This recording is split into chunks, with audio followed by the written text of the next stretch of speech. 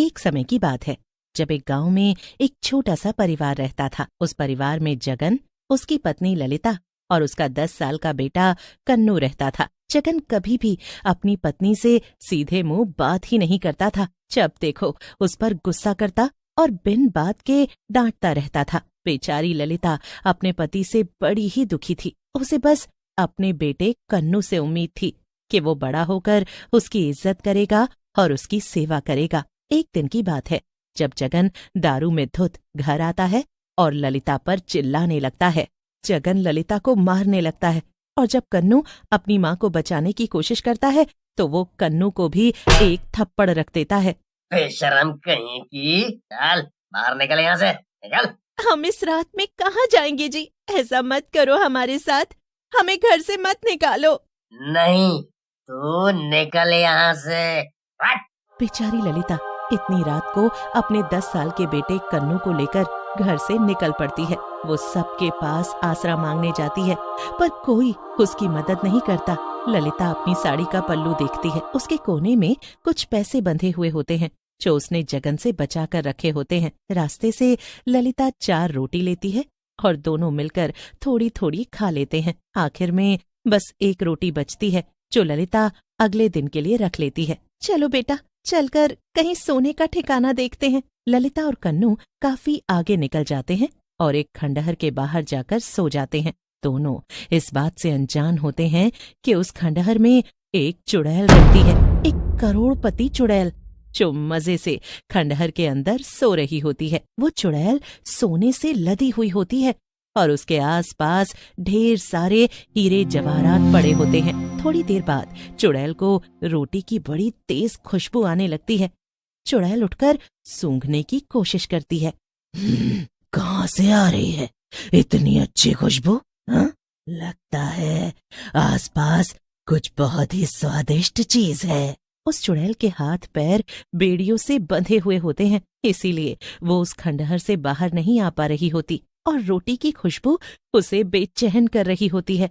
अब तो मुझसे रहा ही नहीं जा रहा, कैसे जाकर देखूं आखिर कहाँ से आ रही है ऐसी बढ़िया खुशबू। चुड़ैल बड़ी ही बेचैन हो रही होती है कि तभी कन्नू की आंख खुल जाती है। उसे बाहर बहुत मच्छर लग रहे होते हैं, इसीलिए वो खंडहर के अंदर सोने चला जाता है। अंदर जाकर जब वो अपने सामने सोने से लदी और बेड़ियों में बंधी चुड़ैल को देखता है तो उसकी चीख निकल जाती है। कन्नू की चीख सुनकर ललिता एकदम उठ खड़ी होती है। कन्नू को पास न पाकर वो बड़ी परेशान हो जाती है और कन्नू को आवाज देने लगती है।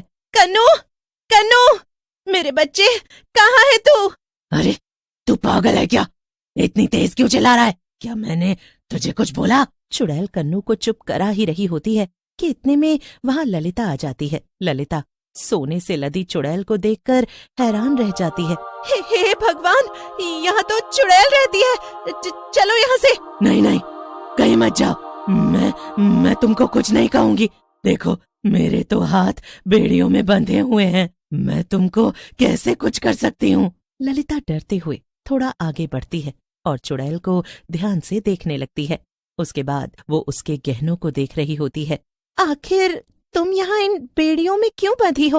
और ये इतना सारा सोना, ये सब गहने? ये सब एक लंबी कहानी है, मैं बाद में बताऊंगी। पहले तुम मुझे ये बताओ कि ये खुशबू कहाँ से आ रही है? कुछ तो है तुम्हारे पास खाने का? मेरे पास तो बस ये एक रोटी है। ललिता अपने पल्लू में बंधी रोटी निकालकर चुड़ैल को दिखाने लगती है। रोटी देखकर चुड़ैल पागल सी हो जाती है। मुझे दे दो, ये मुझे दे दो, जल्दी दे दो, मुझे बहुत भूख लगी है, सालों से भूखी हूँ मैं। मेरे पास बस ये एक ही रोटी बची है जो मैंने कल के लिए बचा रखी है। अगर मैंने तुमको ये रोटी दे दी तो हम कल क्या खाएंगे?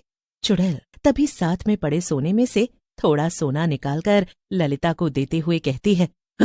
ये लो, ये ले जाओ, पर वो रोटी मुझे दे दो। ललिता ये देखकर एकदम हैरान रह जाती है। एक रोटी के बदले इतना सारा सोना?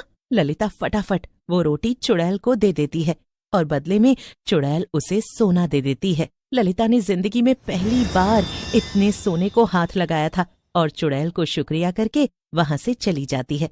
ललिता उस सोने से सबसे पहले अपने लिए उसी गांव में एक छोटा सा घर लेती है और फिर घर का सारा सामान भी खरीद लेती है। अब मैं हम दोनों के लिए खाना बना देती हूँ, फिर साथ में बैठकर खाएंगे। ललिता जल्दी से दोनों के लिए खाना बनाकर लाती है और जैसे ही दोनों खाना खाने बैठते हैं तब ललिता को उस चुड़ैल का ख्याल आ जाता है। बस फिर ललिता एक डब्बे में खाना पैक करके उस चुड़ैल के लिए ले जाती है। कन्नू भी उसके साथ ही जाता है। जैसे ही वो खंडहर के पास पहुंचते हैं तभी चुड़ैल को स्वादिष्ट खाने की खुशबू आ जाती है। खाना खाना, इतनी अच्छी खुशबू तो बस स्वादिष्ट खाने की ही हो सकती है। चुड़ैल ललिता और कन्नू को एक बार फिर से देखकर बड़ी खुश होती है। तुम दोनों यहाँ? हम तुम्हारे लिए खाना लेकर आए हैं। हाँ सच में, देखो ना मैंने कितनी सारी चीजें बनाई हैं। इतना सब कुछ, जल्दी दो जल्दी दो। ललिता चुड़ैल को जल्दी से खाना देती है और चुड़ैल गपागप खाने लगती है। सारा खाना खाकर जो उस चुड़ैल को खुशी मिलती है वो ललिता को उसके चेहरे पर साफ दिख रही होती है। चुड़ैल इस बार पहले से भी ज्यादा गहने ललिता को देती है और ललिता तो खुशी से पागल ही हो जाती है। इतने सारे गहने! मैंने इसके लालच में तुमको खाना नहीं दिया। मैं तुम्हारी नीयत जानती हूँ, तभी तो तुमको ये दे रही हूँ, वरना लालची और बुरे इंसान के हाथ में जाकर तो ये सोना मिट्टी बन जाता है। अच्छा, अब ये तो बताओ कि क्या थी तुम्हारी कहानी?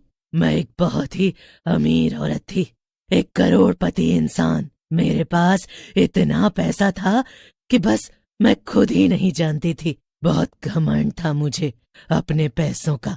मैंने पैसों के आगे अपने पति, अपने बच्चों को भी कुछ नहीं समझा। अपने बूढ़े सास ससुर को मैंने भूखा रखा और वो ऐसे ही मर गए। मुझे बस पैसा चाहिए था, पैसा। एक दिन मेरे पति और मेरा बच्चा दोनों मुझे छोड़कर चले गए। मैंने उन्हें रोका भी नहीं, क्योंकि मेरे पास तो पैसा था और मुझे बस वही चाहिए था। फिर मेरी हालत ऐसी हो गई कि कोई मुझे पूछने वाला नहीं था। अकेले भूखी प्यासी पड़ी पड़ी एक दिन मैं मर गई। ये तो तुम्हारे साथ बहुत ही बुरा हुआ। हाँ, ये तो सच है कि जो तुमने दूसरों के साथ किया भगवान ने तुमको उसी की सजा दी है, पर फिर भी मुझे तुम्हारे लिए बुरा लग रहा है। तुमने मेरे लिए इतना सोचा, वही काफी है। क्या तुम्हारे आजाद होने का कोई तरीका नहीं है ना? जब कोई मुझसे भी ज्यादा घमंडी और लालची इंसान यहाँ से एक एक चीज ले जाएगा और मैं गरीब हो जाऊंगी, तभी मुझे इन बेड़ियों से छुटकारा मिलेगा। फिर तो मैं भगवान से प्रार्थना करूंगी कि जल्दी से तुम आजाद हो जाओ। उसके बाद ललिता अपने बेटे कन्नू को लेकर घर आ जाती है, पर वो देखती है कि घर के बाहर उसका पियक्कड़ पति बैठा है। दोनों उसे देखकर एकदम दुखी और परेशान हो जाते हैं। तुम यहाँ क्या कर रहे हो? तुम तो हम दोनों को घर से निकाल चुके हो ना, अब हमारा तुमसे कोई लेना देना नहीं है। तभी ललिता को चुड़ैल की बात याद आती है और वो जगन को उस करोड़पति चुड़ैल के बारे में बता देती है। जगन बड़ा खुश हो जाता है और उसी वक्त चुड़ैल के पास पहुंच जाता है। जगन उस चुड़ैल का सारा सोना चांदी इकट्ठा करने लगता है। वो सारा सोना चांदी लेकर अपने घर चला जाता है। आधी रात को उसे अजीब सा महसूस होता है। जब उसकी आंख खुलती है तो सब कुछ सांपों में बदल चुका होता है। जगन वहां से भागने की कोशिश करता है, पर उसे वो सांप डस लेते हैं और जगन वहीं मर जाता है। ललिता और कन्नू को उस आदमी से छुटकारा मिल जाता है और उस चुड़ैल की हथकड़ी अपने आप टूट जाती है। मैं आजाद हो गई। अगले दिन जब ललिता को जगन के मरने और चुड़ैल के आजाद होने का पता चलता है तो वो बड़ी खुश होती है और बाकी की जिंदगी सुकून से अपने बेटे के साथ जीती है।